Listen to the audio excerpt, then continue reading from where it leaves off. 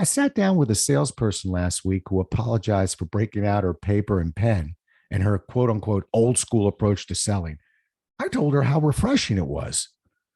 Not everything considered old school is automatically bad. Let's have ourselves a pocket sized pep talk and see if I can get you to agree. A Pocket Sized Pep Talk, the podcast that can help energize your business and your life with a quick, inspiring message. Now, here's your host, Rob Jollis. Albert Einstein once said, "If you can't explain it simply, you don't understand it well enough." I was 22 years old when I graduated from the University of Maryland. Within 2 weeks, I found myself working as a salesman for the New York Life Insurance Company. I was quickly given a spot in a bullpen with a dozen other salespeople, and I was given a desk, a phone, and a phone book. If you're wondering where the computer was, I must tell you that no salesman or office had a computer at that particular time. I repeat, no one had a computer. No computer to be found. Within 2 years, this was all about to change. But I consider myself fortunate to have sold at this time, and I'll tell you why.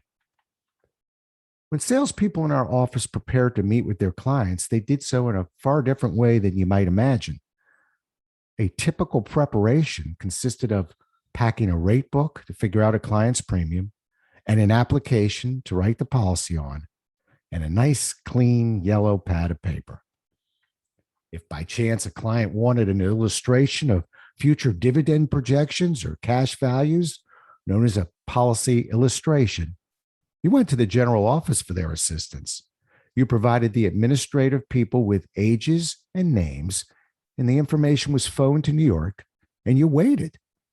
You could get a verbal answer or two on the phone, but a typical policy illustration took about a week to return in the mail. Unencumbered with the stacks of data, customers talked of problems and needs while salespeople talked of concepts and solutions.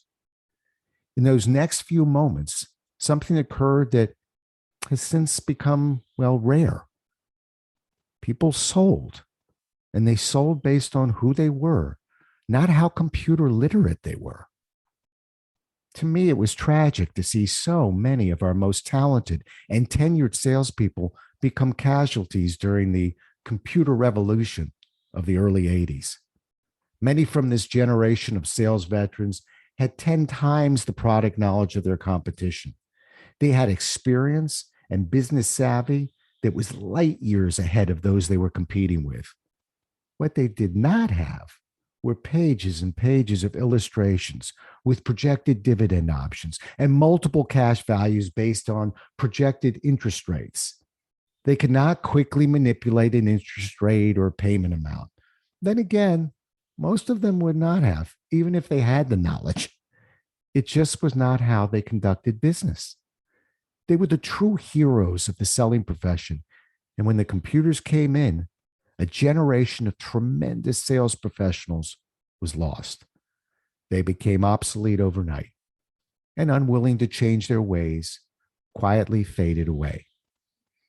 My father, Lee Jollis, was one of them. I'm all for technology, and I was one of those young whippersnappers who embraced this change and fought his battles with his new computer.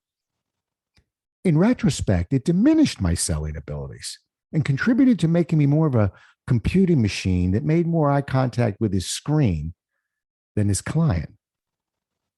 Remember, machines have no feelings. I lost who I was. I lost the empathy I once displayed with my customers as well. I even lost my yellow pad of paper.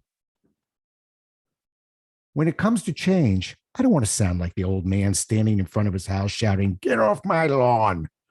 Change is often inevitable, and ultimately we adjust our ways to allow technology to enhance what we do. Used properly, this technology should mean better service and improved efficiency. Those who are careful to blend technology with old school attention continue to display honor within selling. And so, standing on my lawn, watching you walk by with one eyebrow up in the air, I leave you with one last reminder. The next meeting you have with a client, there'll be time to Google and gather the data you feel is necessary. But before you break out the laptop, tablet, or other display of data to show the client how smart you are, take out something else first.